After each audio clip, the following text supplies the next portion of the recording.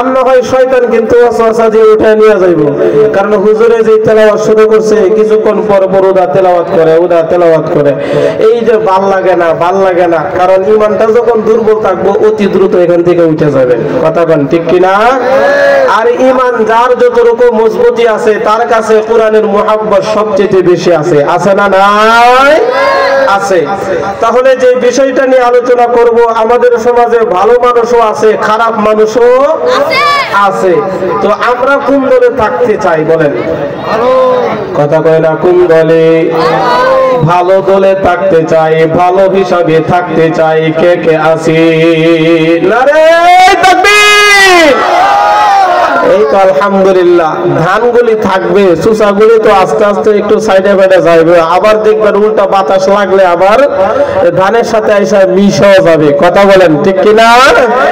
তাহলে মন খারাপ করা যাবে না। সময় যত যাবে আলোচনা তত ভালো লাগবে, যদি আল্লাহ এই আলোচনার ভিতরে যদি রহমত আর বরকত রাখে। কথা বলেন ঠিক কিনা? তাহলে আলোচনাটা হলো ভালো মানুষ আর মন্দ মানুষ। আমাদের সমাজে ভালো মানুষ কারা আর মন্দ মানুষ কারা, ভালো মানুষের গুণ যদি আমরা জানি তাহলে মন্দ মানুষ আমরা চিনতে সহজ হবে। কথা বলেন ঠিক কিনা? তাহলে আমরা ভালোর দলে থাকতে চাই, কোরআন ওয়ালাদের দলে থাকতে চাই, আল্লাহ ওয়ালাদের দলে থাকতে চাই, নবীর দলে থাকতে চাই। রাজি আছি না নাই? নারে তাকবীর! নারায়ে তাকবীর! আল্লাহ রাব্বুল আলামিন এখানে মুমিনদের আলোচনা করেন, এখানে ঈমানদার বান্দা আর বান্দীদের আলোচনা করেন। আল্লাহ বলেন দুনিয়ার ভিতরে ভালো মানুষ কারা, দুনিয়ার ভিতরে ভালো মানুষ কারা, দুনিয়ার ভিতরে আল্লাহ ওয়ালা কারা, দুনিয়ার ভিতরে নবী ওয়ালা কারা, দুনিয়ার ভিতরে কুরআন ওয়ালা কারা। এই পরিচয়গুলি মুমিনের পরিচয়। আল্লাহ রাব্বুল আলামিন এই আয়াতগুলির ভিতরে বর্ণনা করেন। আল্লাহ বলেন পাঁচটা গুণ যদি তোমাদের ভিতরে থাকে, এই গুণটা ছেলেরাও অর্জন করতে পারবে, মেয়েরাও অর্জন করতে পারবে, জওয়ানরাও অর্জন করতে পারবে, বুড়ারাও অর্জন করতে পারবে, পুরুষেরাও অর্জন করতে পারবে, পর্দার অন্তরালের মা বোনেরাও অর্জন করতে পারবে। আল্লাহ বলেন দুনিয়ার বুকে যে সকল নারী আর পুরুষ এই পাঁচটা গুণ অর্জন করবে, আমি আল্লাহর পক্ষ থেকে একটা সার্টিফিকেটের ঘোষণা করিয়া দিলাম। চিল্লায় বলেন না সুবহানাল্লাহ। অর্থাৎ একটা সার্টিফিকেট যদি তোমরা অর্জন করতে পারো, ও দোস্ত দুনিয়াও সফল কাম, পরকালেও সফল কাম। তাহলে সার্টিফিকেট কয়টা? সবাই কয় না কয়টা? গুণ কয়টা? গুণ হলো পাঁচটা, সার্টিফিকেট একটা, আর এর ভিতরে পুরস্কার হলো তিনটা। চিল্লায় বলেন না সুবহানাল্লাহ। তাহলে এই গুণগুলি আমরা অর্জন করতে রাজি আসিনি, সার্টিফিকেট অর্জন করতে রাজি আসিনি। কারণ আজে বাজে কোনো কিস্সা কাহিনী চলবে না। মাদ্রাসার মাহফিল যতক্ষণ বসবেন ততক্ষণ প্রত্যেকটা হরফের বিনিময়ে 10টা করে নেকি আমার আর আপনাদের আমলনামার ভিতরে ঢুকিয়া যাবে। তাহলে সার্টিফিকেট হলো একটা, আর গুণ হলো 5টা, পুরস্কার হইল 3টা। কারণ দুনিয়াতে সার্টিফিকেট অর্জন করে, ও দোস্ত দুনিয়ার সার্টিফিকেট কাজে লাগে আবার লাগেও না, আছে না নাই? 10 বছর পড়ালেখা করিয়া মেট্রিকের সার্টিফিকেট অর্জন করে, 12 বছর পড়ালেখা করিয়া ও দোস্ত ইন্টারের সার্টিফিকেট অর্জন করে, 16 বছর পড়ালেখা করিয়া অনার্সের সার্টিফিকেট অর্জন করে, 18 বছর পড়ালেখা করিয়া দোস্ত মাস্টার্সের সার্টিফিকেট অর্জন করে, 20 বছর 22 বছর 25 বছর লাগাইয়া ও দোস্ত বিসিএস কিডারের যে সার্টিফিকেট অর্জন করে। আর আমার বাংলাদেশে মেট্রিক পাস সার্টিফিকেটের অভাব নাই। ও দোস্ত অনার্সের সার্টিফিকেটের অভাব নাই, বিসিএস ক্যাডারের অভাব নাই, কিন্তু তাদের চাকরি নাই, চাকরি নাই, আছে না নাই? চাকরি নাই। আমার আল্লাহ বলেন না, না, দুনিয়ার একটা সার্টিফিকেট অর্জনের জন্য 10টা বছর তোমরা কাটাইলা, 12টা বছর কাটাইলা, 16 বছর, 20 বছর, 25 বছর পর্যন্ত কাটাইলা। এই সার্টিফিকেট দুনিয়াতে কাজে লাগে আবার লাগে না, কিন্তু আমি আল্লাহর পক্ষ থেকে এমন একটা সার্টিফিকেটের ঘোষণা দিলাম, এটা 10 বছর, 20 বছর আর 25 বছর লাগবে না। এই 1 ঘন্টার ভিতরে এই সার্টিফিকেট আমরা সবাই অর্জন করতে পারবো। চিল্লায় বলেন না আল্লাহু আকবার। বলুন তো, এতক্ষণের কথা যদি বুঝে থাকেন তাহলে এই 1 ঘন্টার সার্টিফিকেট নিতে রাজি আছি না নাই? নারায়ে তাকবীর, নারায়ে তাকবীর, তুল্লু তকবীর ধনে ভোড়ায় আর একবার, তুল্লু তকবীর ধনে ভোড়ায় আর একবার, নারায়ে তাকবীর। বীর মুসলমান ধরওয়াল কুরআন ফিরাই আলো সেই হারানো সম্মান, যে আওয়াজ শুনে ওরে মুসলমান,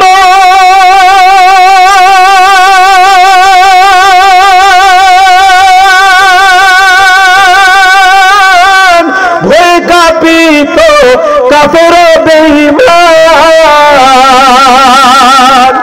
দৌড়ে সেই হংকার ডুমরা কান্দায় আবার, দৌড়ে সেই হংকার খুলে ছুড়ে আবার, বাপু দুনিয়া ঢেড়ে করর ছুরমার, নারায়ে তাকবীর,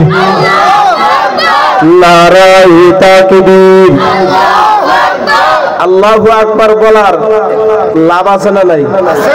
কথা কই না, আছে না নাই? আমলটা শিখাই দিব, একটা আমল আছে শিখাই দিব। আরে 5000 টাকা দিলে কেউ শিখাইবে না।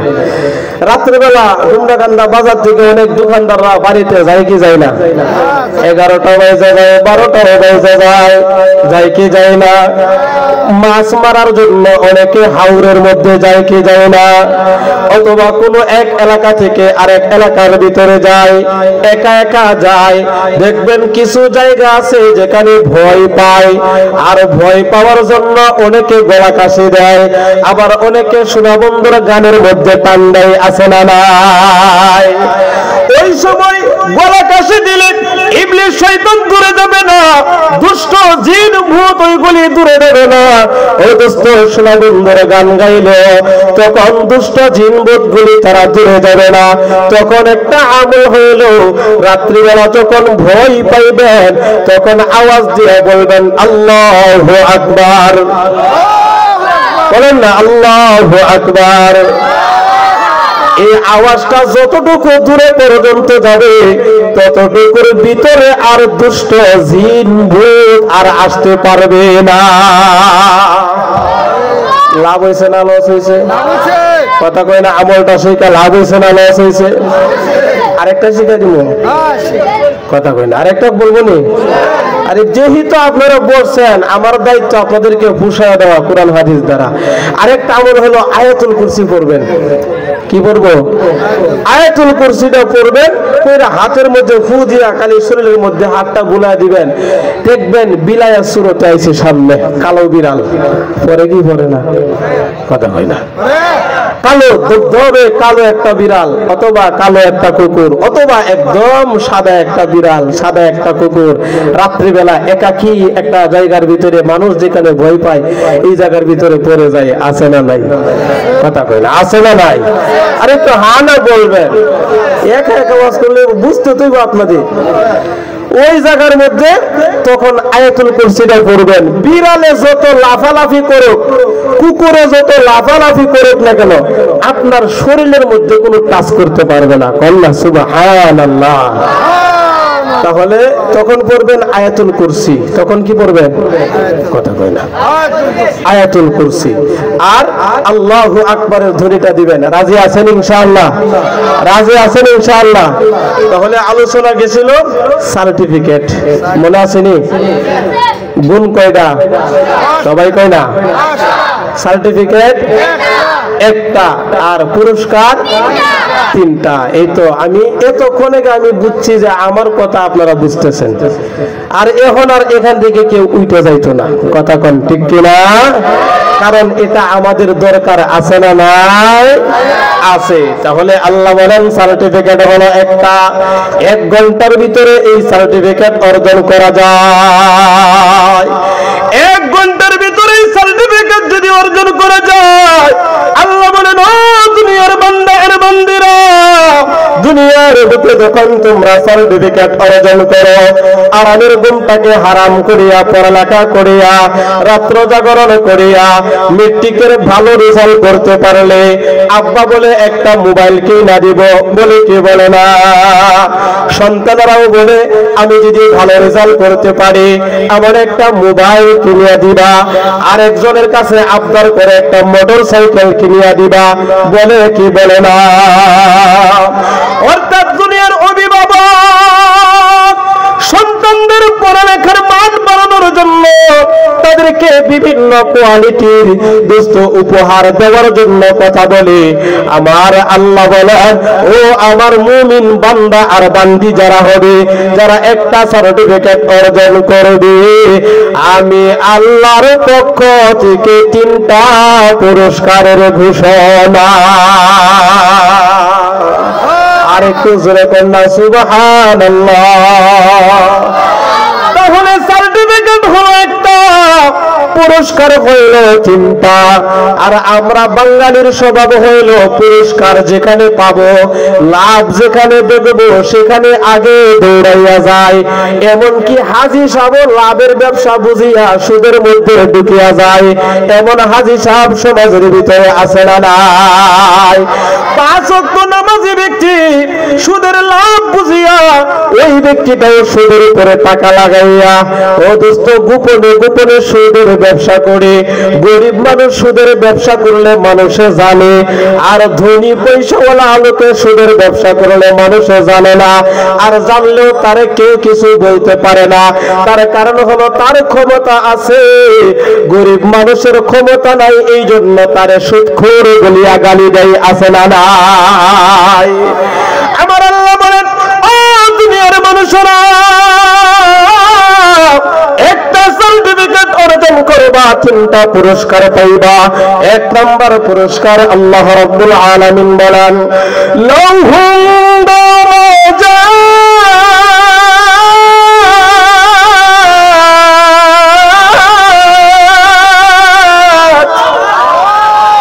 লাহুম দারাজাতুন ইনদা রাব্বিহিম ওয়া মাগফিরাতুন ওয়া রিজকুন কারীম।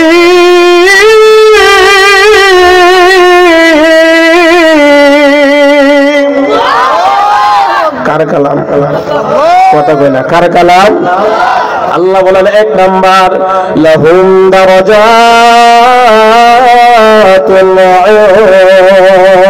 ইনদা রাব্বিহিম। আল্লাহ বলেন ও দুনিয়ার বান্দা আর বান্দিরা, তোমরা যারা এই মুমিনের 5টা গুণ অর্জন করবা, একটা সার্টিফিকেট যারা অর্জন করবা, তোমাদের জন্য 1 নম্বর পুরস্কার হলো আমি রবের পক্ষ থেকে ইনদা রাব্বিহিম, আমি রবের নিকটে তোমাদের সম্মান মান মর্যাদা বৃদ্ধি পাইয়া যাবে। অর্থাৎ সম্মান যদি কামাইতে হয়, দুনিয়ার বুকে যদি সম্মানিত হতে হয়, হাসরের জিন্দেগিতে যদি সম্মানিত হতে হয়, তাহলে দোস্ত মুমিনের গুণ অর্জন করা দরকার আছে না নাই? আর যদি মনে করেন না দুনিয়া দুনিয়ার বুকে আমি সম্মান অর্জন করব, পরকালে দরকার নাই, তাহলে দুনিয়ার সম্মান দেখবেন। ও দোস্ত, 1 বছর থাকে, 2 বছর থাকে, 5 বছর থাকে, সর্বোচ্চ 16 বছর 17 বছর থাকে। 17 বছর পরে জুতার বাড়ি খাইয়া এই ক্ষমতা থেকে আবার দূরে যাইতে হয়। কথা বলেন ঠিক কিনা? এটার নাম সম্মান না, এটার নাম সম্মান না। আল্লাহ বলেন, আমি রবের পক্ষে যেই মানুষটা সম্মানিত হয়ে যাবে, সে দুনিয়ার চেয়ারম্যান হওয়ার দরকার নাই, মেম্বার হওয়ার দরকার নাই, এমপি হওয়ার প্রয়োজন নাই, মন্ত্রী হওয়ার প্রয়োজন নাই, প্রধানমন্ত্রী হওয়ার প্রয়োজন নাই।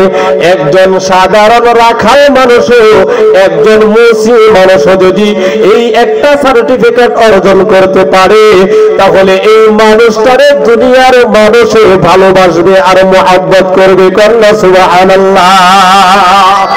শুধুমাত্র দুনিয়ার মানুষ ভালোবাসবে এটা নয়, আল্লাহর হাবিব মুহাম্মদুর রাসূলুল্লাহ সাল্লাল্লাহু আলাইহি ওয়াসাল্লাম বলেন, আল্লাহ রাব্বুল আলামিনের কাছে যখন কোনো মানুষ সম্মানিত হইয়া যায়, আল্লাহর কাছে যখন প্রিয় হইয়া যায়, তখন স্বয়ং আল্লাহ জিবরাইলকে ডাক দিয়ে কয়, ও জিবরাইল, আমি দুনিয়ার ডুমরাকান্দা দুর্গের অমুকের ছেলে অমুক, তার উপর আমি সন্তুষ্ট হয়ে গেছি, আমি আল্লাহ তার উপর আমি রাজি খুশি হয়ে গেছি। ও জিবরাইল, তুমি জিবরাইল তার উপর সন্তুষ্ট হয়ে যাও। যখন জিবরাইল এই মানুষটার উপর সন্তুষ্ট হয়ে যায়, এরপর আল্লাহ রাব্বুল আলামিনের দরবারে জিবরাইল যখন বলে, আল্লাহ আমি জিবরাইল সন্তুষ্ট হয়ে গেলাম, তুমি আল্লাহ সন্তুষ্ট হয়ে গেলা, আল্লাহ রাব্বুল আলামিন এরপর বলেন, ওগো জিবরাইল, আমি আল্লাহ সন্তুষ্ট হয়ে গেলাম, আমি আল্লাহ রাজি খুশি হয়ে গেলাম, তুমি জিবরাইল রাজি খুশি হয়ে গেল। এই ঘোষণাটা আসমানের যত ফেরেশতা আছে ওই ফেরেশতাদের কাছে বলে এটা ঘোষণা করে দেওয়ার জন্য যে দুনিয়ার ডুমরাকান্দা দুর্গের অমুকের ছেলে অমুক, অমুকের মেয়ে অমুকের উপর আল্লাহ সন্তুষ্ট হয়ে গেছে, জিবরাইল সন্তুষ্ট হয়ে গেছে।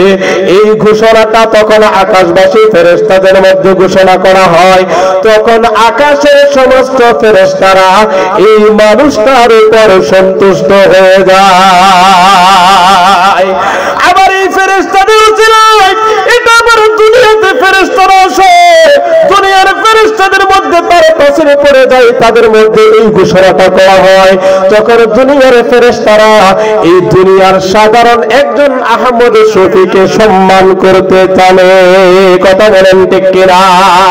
দুনিয়ার একজন আল্লামা সাইদিকে তারা সম্মান করে, দুনিয়ার একজন মুফতি আমিনী রাহমাতুল্লাহি আলাইহি যখন সম্মান করে, অদস্ত ক্ষমতা নাই, অন্য কোনো কিছু নাই, কেন যেন তারা ডাক দিলে হাজার হাজার মানুষ দাঁড়িয়ে জমা হইয়া যায়, যেমনটা আমরা দেখেছিলাম 2013 সালে।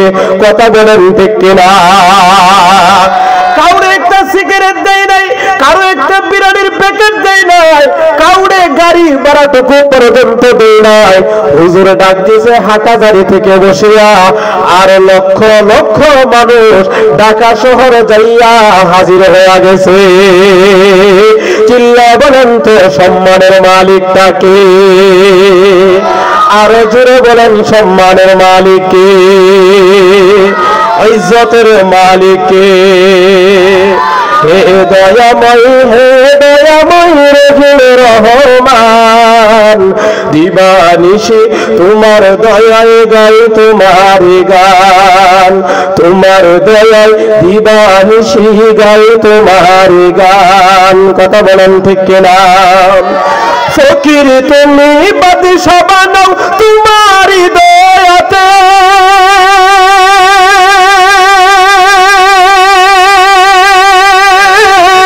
বাদশা আবার ফকির বলে তোমারই ইশারাতে।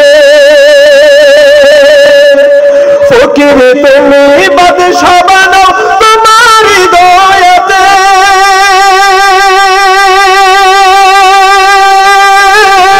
বাদশা আবার ফকির বলে তোমারই ইশারাতে।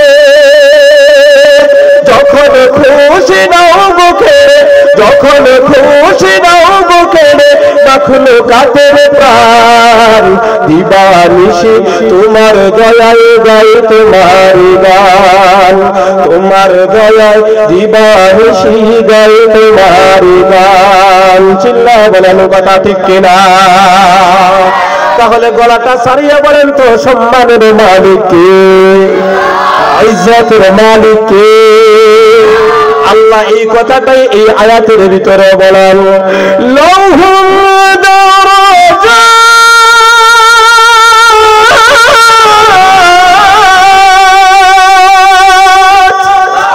লাহুম দারাজাত